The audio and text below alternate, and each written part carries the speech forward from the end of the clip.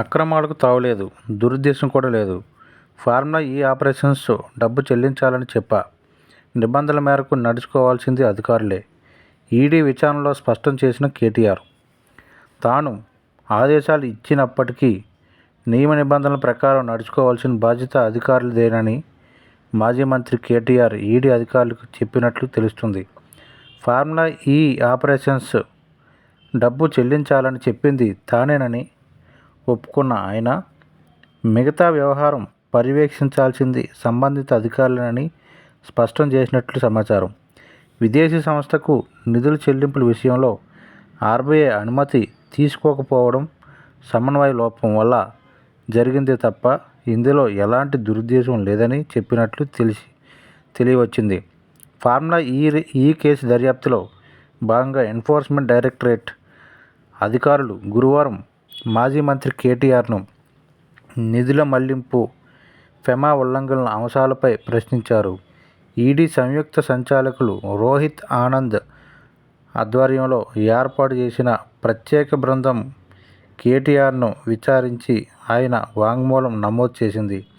Formula ఈ race నిర్వహణ కోసం నిబంధనలకు విరుద్ధంగా నిధులు చెల్లించడం, ఆర్బీఐ అనుమతి లేకుండా విదేశాలకు డబ్బు బదిలీ చేయడంపై అవినీతి నిరోధక శాఖ కేసు నమోదు చేయగా, ఇందులో నిధుల మళ్లింపు, ఫెమా ఉల్లంఘనలపై సంబంధించిన ఈడీ మరో కేసు నమోదు చేసి దర్యాప్తు ప్రారంభించిన సంగతి తెలిసిందే. ఇందులో భాగంగా కేటీఆర్ తన న్యాయవాదితో కలిసి గురువారం ఈడీ విచారణకు హాజరయ్యారు.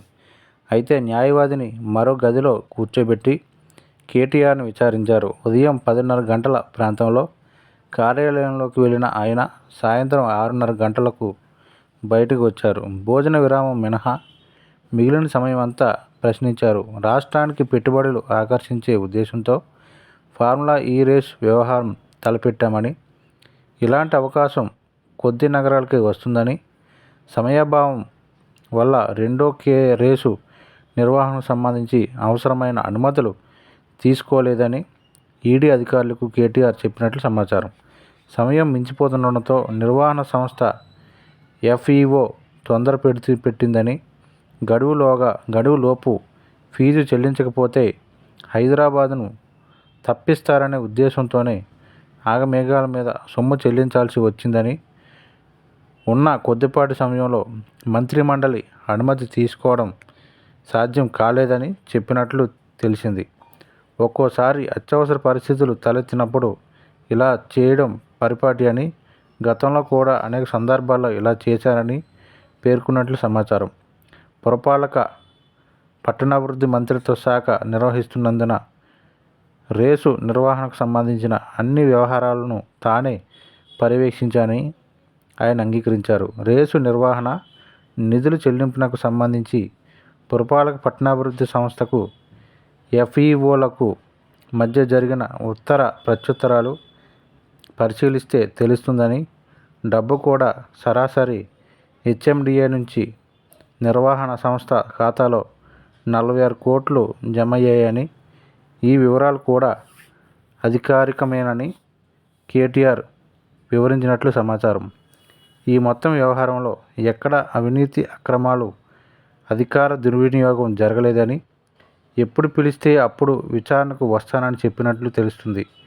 ఇదే కేసులో సహనిందితులుగా ఉన్న పురపాలక పట్టణాభివృద్ధి శాఖ మాజీ ప్రత్యేక ప్రధాన కార్యదర్శి అరవింద్ కుమార్, హెచ్ఎండిఏ మాజీ చీఫ్ ఇంజనీర్ బిఎల్ఎన్ రెడ్డిలకు ఈడీ ఇదివరకే విచారించి వారి వాంగ్మూలాన్ని కేటీఆర్కు చూపించి ఆయా అంశాలపై ప్రశ్నించింది. కేటీఆర్ విచారణ సందర్భంగా ఈడీ కార్యాలయం ఎదుట బారాస నాయకులు, కార్యకర్తలు రావడంతో ఉద్రిక్తత నెలకొంది. కేటీఆర్తో పాటు పలు వాహనాల్లో వస్తున్న వీరందరినీ పోలీస్ కంట్రోల్ రూమ్ వద్ద ఆపారు. కేటీఆర్ కారును మాత్రమే అనుమతించారు. అప్పటికి ఆయనతో పాటు అక్కడకు చేరుకున్న పలువురు నాయకులు, కార్యకర్తలు ప్రభుత్వానికి వ్యతిరేకంగా నినాదాలు చేశారు. ఈ సమయంలో ట్రాఫిక్కు అంతరాయం కలిగింది. దాంతో పోలీసులు వారందరినీ అదుపులోకి తీసుకొని కంచనబాగ్ పోలీస్ స్టేషన్కు తరలించారు. సాయంత్రం సమయంలో మాజీ మంత్రి శ్రీనివాస్ గౌడ్, ఎమ్మెల్యే మాగంటి గోపీనాథ్ తదితరులు ఈడీ కార్యాలయానికి చేరుకున్నారు. విచారణ అనంతరం కేటీఆర్ బయటకు రాగానే